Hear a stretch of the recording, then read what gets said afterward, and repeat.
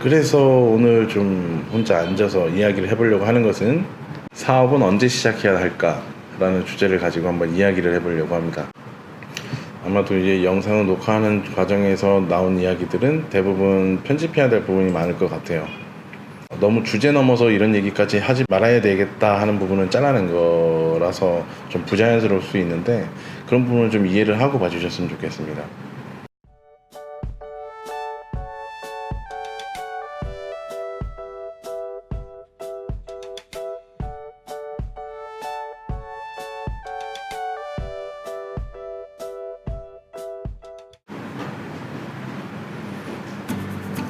안녕하세요, 흥왕월드의 흥왕입니다. 항상 시청해주시고 영상을 기다려주셔서 감사합니다. 간간히 전해주시는 응원의 메시지와 조언들 너무 감사하고요. 정말 감사한 마음으로 받아들이고 있습니다. 오랜만에 이제 카메라 앞에 혼자 앉아 있는데요, 오늘은 정말 사업에 대한 이야기를 좀 해보려고 합니다. 제가 유튜브를 처음 시작하면서 사람들이 이제 왜 이렇게 젊은 놈이 앉아가지고 사장이라고 이렇게 이야기를 하고 있느냐는 이야기도 좀 많이 들었는데, 제 유튜브 채널은 젊은 분들이 반수예요. 저한테 문의를 주시는 분들의 대부분이 30대 그리고 40대가 되기 전, 물론 흥왕월드에서는 40대까지는 청년입니다만 대부분이 청년분들이 연락을 많이 주십니다. 제가 아무래도 아직 청년이다 보니까 그런 것 같고요. 저는 그런 분위기가 상당히 좋다고 생각을 하고 있습니다. 어떻게 보면 사업을 시도하려는 의지가 많으신 분들이 많아야 경제 발전에도 도움이 된다고 저는 그렇게 생각을 하고 있기 때문에, 그래서 오늘 좀 혼자 앉아서 이야기를 해보려고 하는 것은 사업은 언제 시작해야 할까라는 주제를 가지고 한번 이야기를 해보려고 합니다. 제가 대단한 사업가도 아니고 재력가도 아니지만 저와 같은 사업가도 있다라는 걸 말씀드리면서, 사실 그렇게 사업을 이제 쟁쟁하게 하시는 분들이 유튜브를 하지는 않잖아요. 저라도 그런 이야기를 좀 하면 뭐 도움이 될 수도 있고 뭐 아니면 말고 라는 심정으로 한번 오늘 이야기를 해보려고 하는 겁니다. 사실은 뭐 사업을 시작해서 뭐 망하지 않으면 성공이다 라는 이야기들 많이 있지 않습니까? 물론 베트남에서는 뭐 베트남까지 와가지고 돈 많이 벌어야 그래야 성공한 거다라고 얘기해야겠지만 그래서 제 채널에서 가장 많은 질문을 하시는 것들을 추스려 보다가 제가 이야기하고 싶었던 부분하고 좀 매칭되는 내용이 바로 이 사업에 대한 사업을 언제 시작해야 되느냐에 대한 주제였던 것 같아요. 실제로 제 채널에서는 사업은 몇 살에 해야 되나요? 흥왕님은 언제 시작하셨나요? 흥왕님은 어떻게 시작하셨나요? 라고 이렇게 물어보시는 분들이 좀 있어요. 제가 생각하기로는 그래요. 분명히 계획만으로라도 실천하고 계시는 분들이 있으실 것이고, 실천을 하고 있는 중이라면 자연히 언제 시작하시게 될지는 스스로 인지하게 되실 거라고 저는 생각합니다. 다만 어떤 분야, 어떤 사업을 할 것이냐에 따라서 그에 대한 공부를 다들 하고 계실 거예요. 실천이라는 거는 그런 것 같습니다. 내가 직장 생활을 하고 있다고 해도 내가 사업을 하겠다는 마음가짐, 그리고 그 목표를 그 끝에 가지고 있으면 언젠가는 실천을 하게 되는 것이고, 그 실천을 위해서는 준비 사항을 준비해야 되고, 공부해야 될 거를 공부해야 되고, 그래야지만 나중에 자기가 내가 목표로 했던 이 사업 그리고 이 아이템은 언제 시작을 하는 게 좀 시기적으로나 출발점에서나 여러 가지를 봤을 때 좋겠다, 아니다, 뭐 이런 것들을 스스로가 이제 인지하게 되실 거라고 생각을 합니다. 저를 기준으로 한번 예를 들어볼게요. 저는 사업을 창업한 횟수로만 따진다고 하면 이번이 베트남에서 사업을 벌이게 된 게 세 번째입니다. 이제 한국에서는 제가 갓 20살 때, 이제 대학교를 입학하기 전 갓 20살 때 쇼핑몰을 하나 창업을 했습니다. 당시에 이제 온라인 쇼핑몰이라는 것이 엄청나게 붐을 일으키고 있는 시점이었고, 제가 그때 인천에 살고 있었는데 시청과 구청을 많이 다니면서 통신 판매 사업자 등록하고 부가가치세 필증하고 뭐 여러 가지 이렇게 뛰었던 그런 기억이 납니다. 두 가지 필증과 한 가지 허가서가 필요했던 그런 사업이었어요. 인터넷 쇼핑이라는 게. 통신 판매 무슨 허가 뭐 해갖고 여러 가지가 있는데 잘 기억은 나진 않습니다만 당시 갓 20살일 때의 저로서는 굉장히 어려운 일이었어요. 언어가 다르지도 않고 한국말로 하는 건데도 상대방이 하는 얘기, 내가 하는 얘기가 무슨 얘기인지도 모르겠고 내가 지금 신청하기 위해서 써야 되는 이 문서, 작성해야 되는 이 문서들이 뭔지도 모르겠고 물론 그 쇼핑몰은 사실 뭐 비하인드 스토리가 좀 많이 있는데 저에게 약간의 시드머니를 남긴 채 끝까지 잘 되지는 않았습니다. 물론 제가 갓 20살 때는 사업을 하면 분기별로 세금을 내야 되는지도 몰랐고 간이가세제가 뭔 말인지도 몰랐고 일반 가세자가 뭔지도 몰랐으니까 물건을 사고 파는 곳이 쇼핑몰이지 않습니까? 물건을 팔면 그 돈이 그냥 제게 되는 거라고 생각하고 세금에 대한 거 CIT라고 그러죠. 네, 그런 부분은 아무것도 세금 납부를 하지 않았기 때문에 나중에 이제 그 세금을 때려 맞아서 좀 문제가 될 뻔한 적이 있는데 그거를 이제 좀 되게 잘 풀었고 그리고 대부분은 이제 과태료와 함께 세금을 다 완납하고 그 사업에서 손을 떼게 된 그런 케이스였는데 아마 그때가 저에게는 저 인간 자체를 한 단계 업그레이드 시켜줬던 아주 굉장히 소중한 경험이었던 것 같습니다.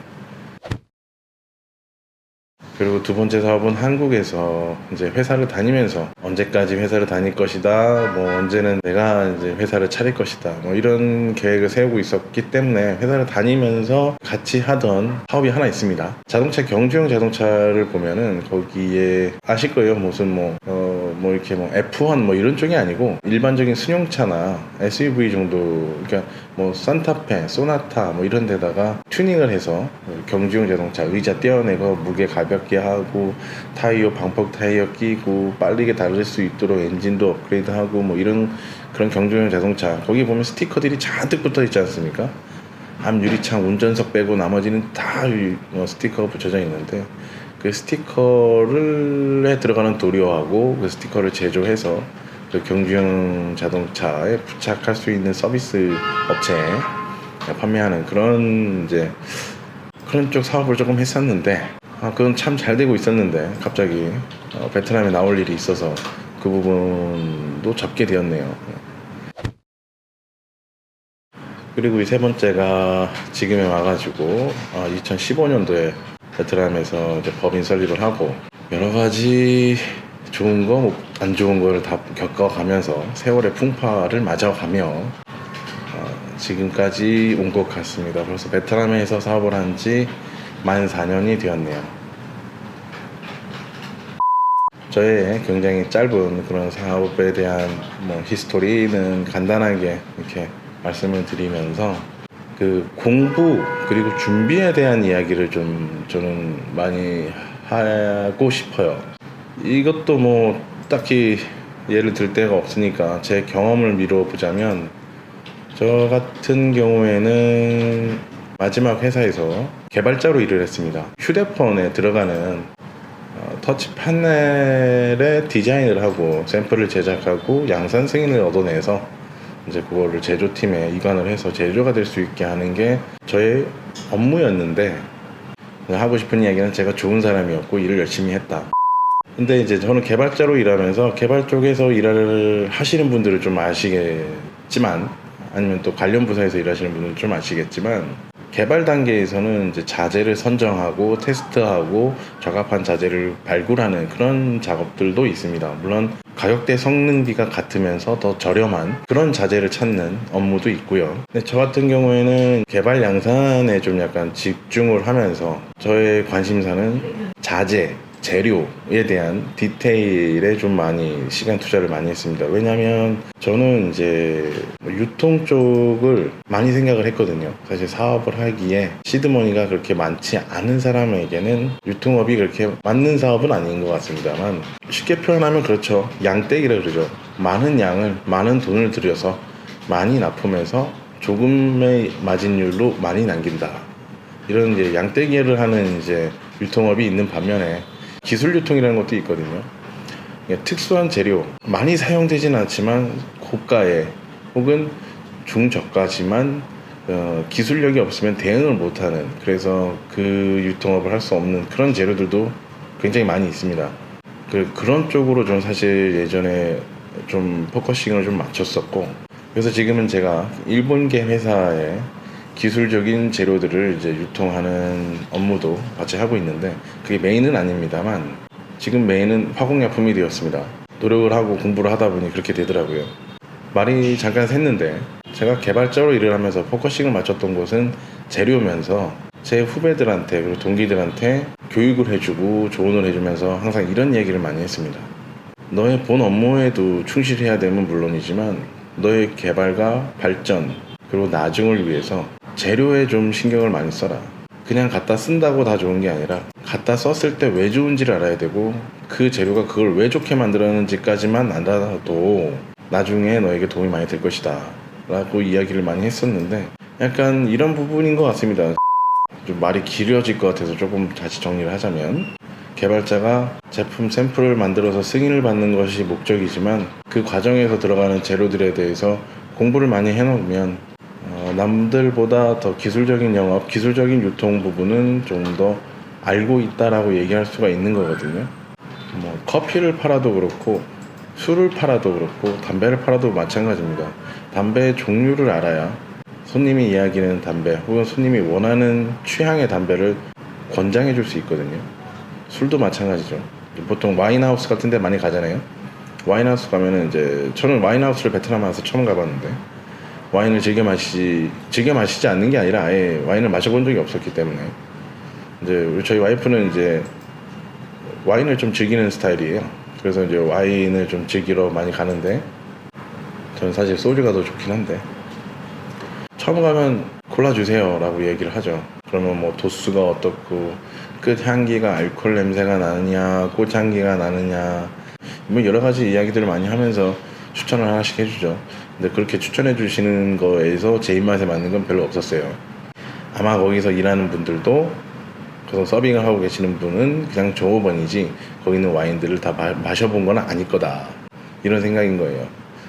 제가 예를 든 것처럼 뭐 유통업을 할 예정이 있으시다면 자기가 하려는 유통 재료에 대해서 공부를 좀 할 필요가 있고, 물론 유통업에서 더 중요한 거는 어떤 물류 흐름에 대해서 좀 더 알아야겠지만 그건 당연히 기본적인 거라고 저는 이제 깔고 싶습니다. 그리고 유통업이 그나마 접근성이 좋기 때문에 좀 이야기를 좀 하게 됐는데, 제가 이야기하고자 하는 것은 사업을 할 분들은 다 알아야 된다는 거예요. 다 알아야 돼요. 인사가 어떻게 되고 총무가 어떻게 되고 개발이 어떻게 되고 기술이 어떻게 되고 제조가 어떻게 되고 영업은 어떻게 되고 영업과 생과는 어떻게 관련이 있느냐 없느냐를 다 알아야 된다는 거죠. 회사가 돌아가는 거, 세상이 돌아가는 거를 알아야 된다. 그때 비로소 사업가로서 준비가 됐다, 이렇게 생각할 수 있을 것 같습니다. 오늘도 시청해 주셔서 감사합니다.